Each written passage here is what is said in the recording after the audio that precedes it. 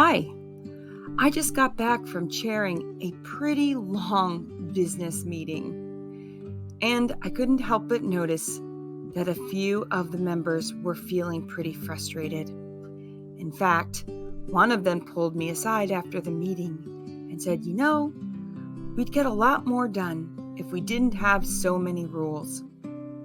Yeah, I know they were frustrated and the meeting was long, but the rules are actually really important, and I'm glad we use them. I asked my council member a very important question. Do you think rights are important? Of course, he replied. My rights are very important. Exactly, they are, but so are everyone's. And Robert's rules are designed to protect your rights as a member of a group, as well as everyone else's. The rules provide a balance of rights, so that in a group, no single person or small group can run away with the show and bend others to their will. At least, not without their consent, which is the all-important vote. Groups use Robert's rules to empower their leaders, but not too much, and, as a group, retain direct control over its business. Lots of people think Robert's rules is intimidating. I can't disagree. I mean, the book is over 600 pages long, and the print is pretty small. There are lots of rules. But I also think lots of people miss the point of why we use Robert's rules in the first place. Robert's Rules of Order are designed to protect your rights in a group. Robert's Rules concerns itself with the rights of the majority, a minority, particularly a strong minority, which is greater than 1/3 of a group but less than half, individuals, those who are absent, and all of these together.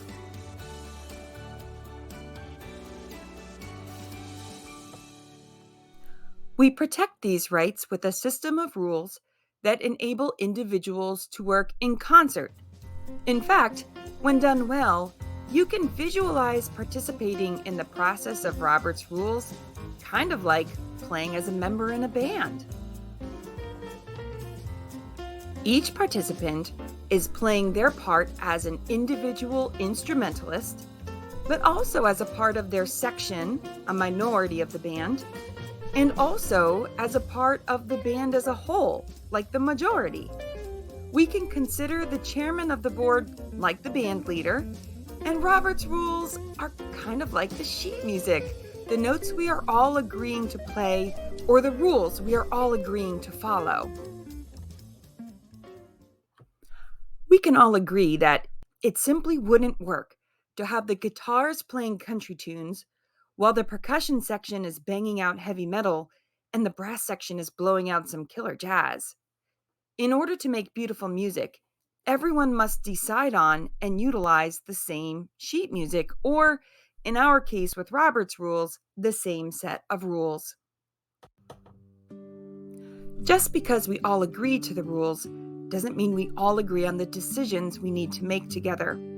It's important to talk through the issues and examine all sides before making a decision, making sure everyone who wants to say something has a chance.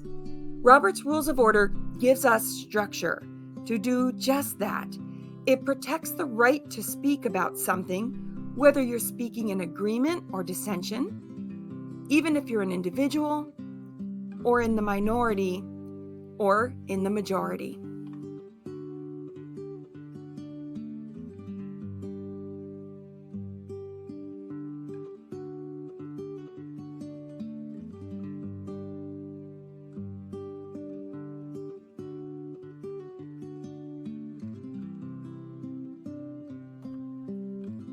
But here's the most important thing.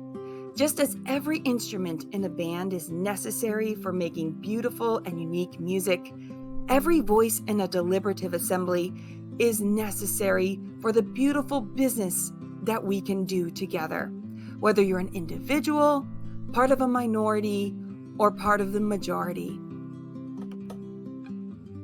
The absence of any one instrument in the band, or in our case, voice in the assembly, makes a much less rich product. You are very important as a voting member of a deliberative assembly, such as a council, a board, an assembly, or a delegation. Your voice matters, whether that voice is your actual voice as you share words and ideas, or that voice is your vote. You can get your voice heard by others when you know and can comfortably use Robert's rules. So, back to my meeting. Now that he understands why we're using Robert's rules, he knows that he'll always have a chance to be heard as a member of the group, because with Robert's rules, he has rights. He doesn't have to have the loudest instrument, voice, and the conductor or any single person doesn't have all the power. Even if it does make our meetings a little long, we know that everybody's rights are protected. It's not a perfect analogy, I know, but I think you get my point.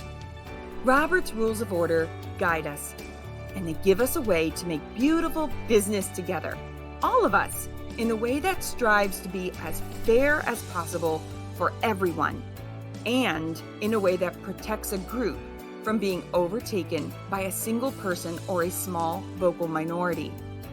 When it comes to protection of rights, that is always worth the time to study the rules. Good luck out there!